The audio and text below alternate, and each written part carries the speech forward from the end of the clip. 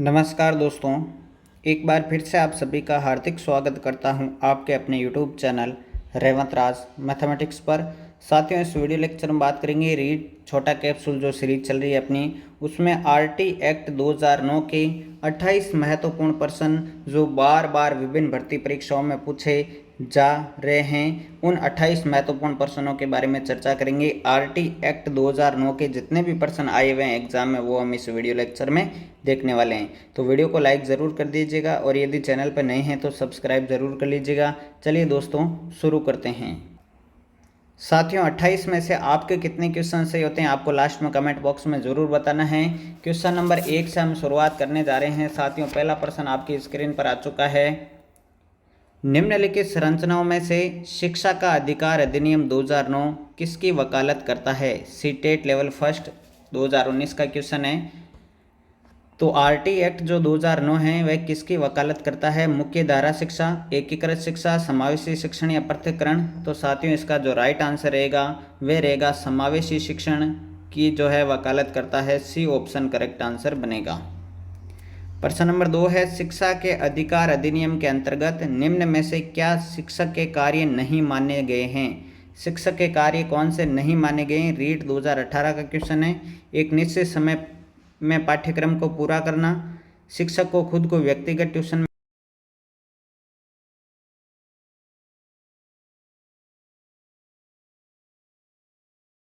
उसकी ज़रूरत के अनुसार उन्हें अतिरिक्त बोध प्रदान करना। कौन सा कार्य नहीं माना गया है? तो राइट आंसर रहेगा ऑप्शन नंबर बी, शिक्षक को खुद को व्यक्तिगत ट्यूशन में व्यस्त रखना, ये इसके अंतर्गत कार्य नहीं माना गया है। जबकि इसमें तो बताया गया है कि कोई भी शिक्षक जो है प्राइवेट ट्यूशन या व्यक्तिगत ट्यूशन नहीं दे सकता है। तीसरा क्वेश्चन है, निःशुल्क एवं अनिवार्य बाल शिक्षा अधिकार अधिनियम 2009 दिव्यांग बच्चों की निःशुल्क शिक्षा के अधिकारों को सुनिश्चित करता है। 3 वर्ष से 18 वर्ष तक के लिए, 6 से 14 वर्ष तक के लिए, 6 से 22 वर्ष तक के लिए या 6 से 18 वर्ष तक के लिए? इंपॉर्टेंट क्वेश्चन है साथियों। दिव्यांग बच्चों की निःशुल्क शिक्षा के अधिकारों को सुनिश्चित करता है किस उम्र के लिए? ये सीटेट का क्वेश्चन है, सीजीटेट का क्वेश्चन है। राइट आंसर क्या रहेगा साथियों? तो इसमें राइट आंसर रहेगा 6 से 18 वर्ष तक के बालकों के लिए। ठीक है, सामान्य बालकों के लिए 6 से 14 वर्ष है, सामान्य बालकों के लिए 6 से 14 वर्ष है, लेकिन दिव्यांग का यदि पूछ लिया जाए तो क्या करना है? 6 से 18 वर्ष उम्र तक करना है। डी ऑप्शन करेक्ट आंसर रहेगा। अगला क्वेश्चन देखिए, भारतीय संविधान के किस अनुच्छेद में 6 से 14 आयु वर्ग के बच्चों के लिए निःशुल्क एवं अनिवार्य शिक्षा का अधिकार शामिल किया गया है? अनुच्छेद 26, अनुच्छेद 15, अनुच्छेद 45 या अनुच्छेद 21? तो साथियों, इसका जो राइट आंसर रहेगा वो आपका कौन सा रहेगा? अनुच्छेद 21A में जो है ये प्रावधान किया गया है कि 6 से 14 आयु वर्ग के बच्चों के लिए निःशुल्क एवं अनिवार्य शिक्षा का अधिकार है। डी ऑप्शन करेक्ट आंसर रहेगा। अगला क्वेश्चन है, आरटी एक्ट 2009 के अनुसार शिक्षक हेतु प्रति सप्ताह कितने कार्य घंटे हैं? रीट लेवल फर्स्ट 2000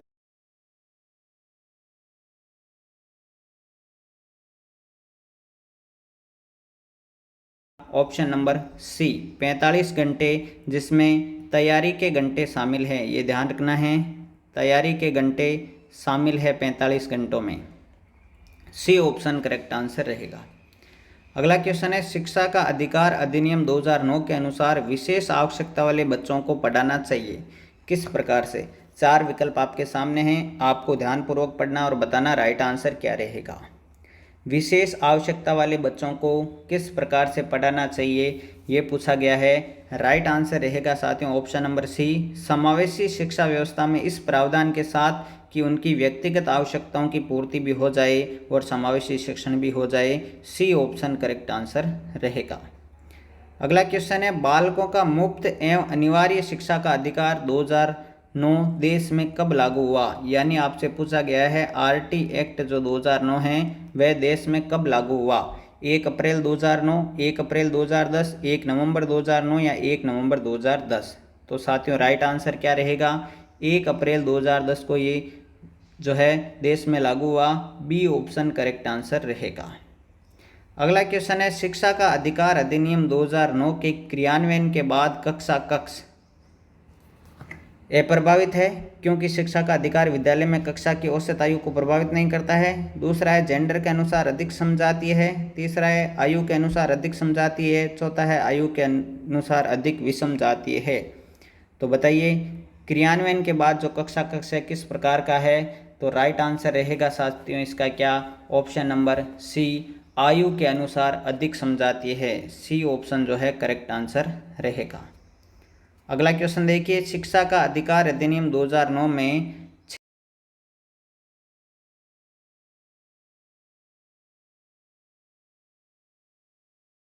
हेतु विशेष पाठ्यक्रम लागू करने पर जोर दिया है, विशेष प्रशिक्षण लागू करने पर जोर दिया है, अलग से विद्यालय खोलने की बात कही गई है, या अलग से शिक्षक नियुक्त करने की बात की गई है। राइट आंसर क्या रहेगा साथियों? तो जो विद्यालय नहीं गए हैं या दूरी छोड़ दी है शिक्षा, उनको मुख्य धारा में जोड़ने हेतु साथियों विशेष प्रशिक्षण लागू करने पर जोर दिया गया है। आपका बी ऑप्शन जो है वो करेक्ट आंसर रहेगा। अगला क्वेश्चन है, भारत के शैक्षिक इतिहास में किसने प्राथमिक शिक्षा का मौलिक अधिकार संबंधी बिल धारा सभा इंपीरियल काउंसिल में प्रस्तुत किया? ये बहुत इंपॉर्टेंट सवाल है साथियों। कपिल सिब्बल, जवाहरलाल नेहरू, गोपाल कृष्ण गोखले या अब्दुल कलाम आज़ाद?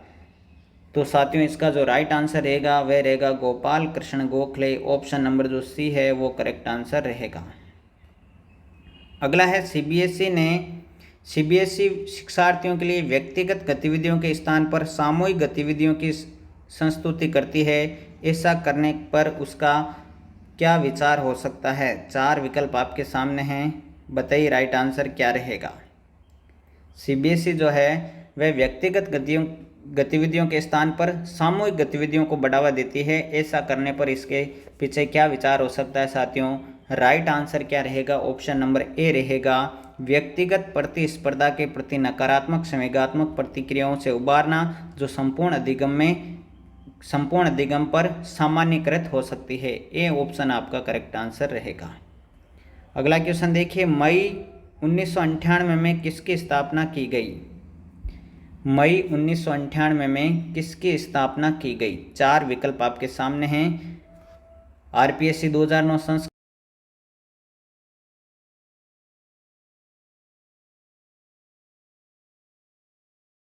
1998 में, डी ऑप्शन बिल्कुल सही रहेगा। अगला है, मान लीजिए आप विद्यालय शिक्षा बोर्ड के अध्यक्ष हैं। आप अपने अधिकार क्षेत्र के अंतर्गत आने वाले विद्यार्थियों की शिक्षा की संपूर्ण गुणवत्ता को सुधारने के लिए क्या योजना बनाएंगे? इस प्रकार का प्रश्न किसका उदाहरण है? 4 विकल्प आपके सामने हैं साथियों, राइट आंसर बताना है आपको। ये प्रश्न किसका उदाहरण है? राइट आंसर रहेगा उच्च स्तरीय अपसारी चिंतन का। डी ऑप्शन आपका जो है करेक्ट आंसर बनेगा। आगे बढ़ते हैं, वीडियो को लाइक कर दीजिएगा।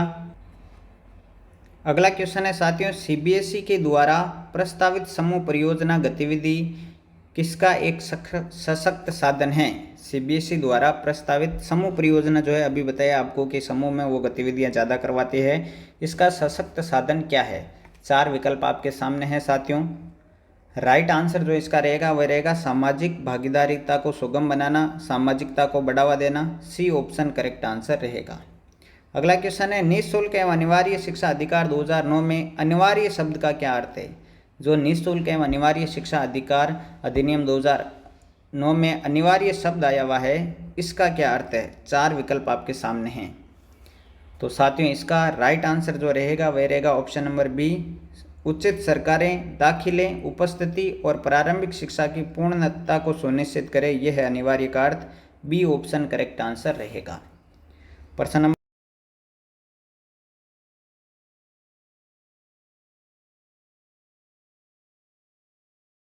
तो राइट आंसर क्या रहेगा? आयु के अनुसार अधिक समझाती है।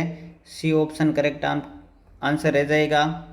अगला क्वेश्चन है, निःशुल्क अनिवार्य शिक्षा का अधिकार 2009 के अंतर्गत किसी भी अध्यापक को निम्न में से किस कार्य के लिए नहीं लगाया जा सकता है? अध्यापक के 3 कार्य में लगाया जा सकता है, कौन से कार्य में नहीं लगाया जा सकता ये बताना है। तो राइट आंसर क्या रहेगा साथियों? प्लस पोलियो कार्यक्रम में नहीं लगाया जा सकता है, ध्यान रखना है। बाकी 10 वर्ष के पश्चात होने वाली जनगणना में लगाया जा सकता है। आपदा राहत कार्य और चुनाव संबंधी कार्य, ये 3 कार्यों में लगाया जा सकता है, लेकिन प्लस पोलियो कार्य में नहीं लगाया जा सकता। डी ऑप्शन राइट आंसर रहेगा। अगला है शिक्षा का अधिकार संविधान संशोधन के द्वारा किस वर्ष समवर्ती सूची में डाला गया। इंपॉर्टेंट प्रश्न है, किस वर्ष समवर्ती सूची में डाला गया साथियों। राइट आंसर क्या रहेगा साथियों, ऑप्शन नंबर बी 1976 में डाला गया है। बी ऑप्शन करेक्ट आंसर रहेगा। अगला क्वेश्चन है, नामांकन बढ़ाने, उनकी उपस्थिति बनाए रखने एवं बच्चों का पोषण स्तर सुधारने हेतु प्राथमिक शिक्षा के लिए राष्ट्रीय पोषण सहयोग कार्यक्रम जो मध्याह्न भोजन योजना है, मिड डे मील योजना है, कब शुरू की गई। इंपॉर्टेंट क्वेश्चन है, बताइए राइट आंसर क्या रहेगा। तो साथियों मध्याह्न भोजन योजना जो है वह कब शुरू की गई, ताकि नामांकन भी बढ़े, उपस्थिति बनाई रहे और जो बच्चों का पोषण स्तर है वो भी सुधर जाए। राइट आंसर रहेगा 26 जनवरी 2008 को ये लागू की गई, शुरू की गई। बी ऑप्शन करेक्ट आंसर रहेगा। अगला क्वेश्चन है, संविधान 86वां संविधान संशोधन अधिनियम 2002 के भाग तृतीय में जिस नई धारा को जोड़कर 6 से 14 वर्ष आयु वर्ग के सभी बच्चों को मुफ्त एवं अनिवार्य शिक्षा को मूलभूत अधिकार बनाने की बातें कही, संविधान की वे कौन सी धारा में है। 21 है, 21B, 22।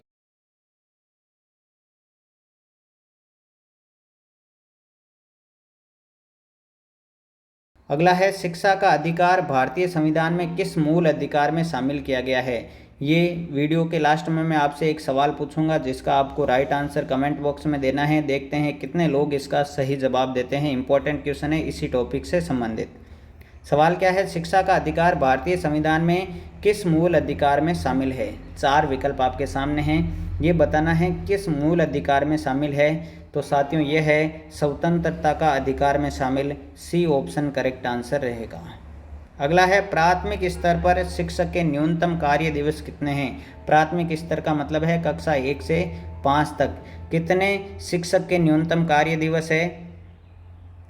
200, 220, 1000 या 800।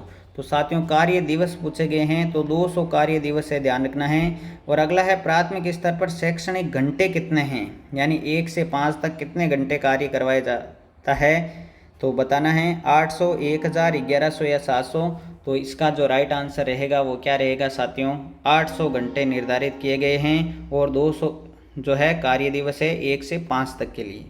अगला है, निजी स्कूलों में गरीब बच्चों के लिए सीटें आरक्षित हैं। कितने % सीटें जो है गरीब बच्चों के लिए आरक्षित है निजी विद्यालयों में। 25, 30, 40 या 45%। कितने % है। तो साथियों राइट आंसर क्या रहेगा, 25% सीटें जो है गरीब बच्चों के लिए आरक्षित की गई है। ए ऑप्शन करेक्ट आंसर रहेगा।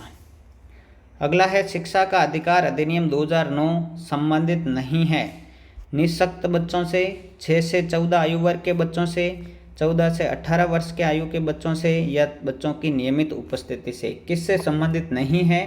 तो साथियों ये जो है 6 से 14 के लिए है, लेकिन 14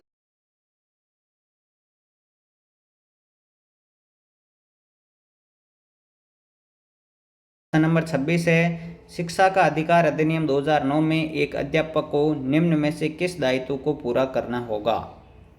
4 विकल्प आपके सामने हैं। रीट आरटेट 2011 का ये क्वेश्चन है। तो विद्यालय में नियमित रूप से समय पर उपस्थित होना होगा, बिल्कुल सही बात है। पाठ्यक्रम का संचालन पूरा करना होगा, बिल्कुल सही बात है। संपूर्ण पाठ्यक्रम को निर्धारित समय पर पूरा करना होगा, बिल्कुल सही बात है। डी ऑप्शन इसका सही आंसर रहेगा, उपयुक्त सभी। प्रश्न नंबर 27 देख लीजिए, शिक्षा का अधिकार 2009 में निर्दिष्ट किया गया है कि कक्षा 1 से 5वीं तक यदि प्रवेश दिए गए विद्यार्थियों की संख्या 200 से अधिक हो तो विद्यार्थी अध्यापक आवश्यक अनुपात होगा 1:30, 1:40, 1:45 या 1:50। ठीक है ना। बताइए राइट आंसर क्या रहेगा साथियों। अनुपात पूछा गया आपसे, राइट आंसर रहेगा option number B 1:40। B option correct answer रहेगा। अगला देखिए, भारत के संविधान में किसके लिए निःशुल्क अनिवार्य शिक्षा है। सभी छात्रों के लिए, 14 वर्ष तक के सभी बच्चों के लिए, सभी छात्रों एवं प्रौढ़ों के लिए या सभी नागरिकों के लिए। तो भारत के संविधान में जो आरटी एक्ट है उसके अंतर्गत साथियों 14 वर्ष तक के सभी बच्चों के लिए ये मुफ्त एवं अनिवार्य शिक्षा है। बी ऑप्शन करेक्ट आंसर रहेगा। तो साथियों ये थे कुल 28 क्वेश्चन और 28 में से आपके कितने सही हुए वो बताना है कमेंट बॉक्स में। अब मैं आपको एक सवाल पूछ रहा हूँ कि जो आरटी एक्ट 2009 है, आरटी एक्ट है ये जो है आपको पता है कि 1 अप्रैल 2010 को पूरे भारत में लागू किया था जम्मू कश्मीर को छोड़कर। तो ये जम्मू कश्मीर में कब लागू हुआ, जम्मू कश्मीर में कब लागू हुआ? ये लागू हो गया है, ध्यान रखना है। आपको बताना है कि आरटी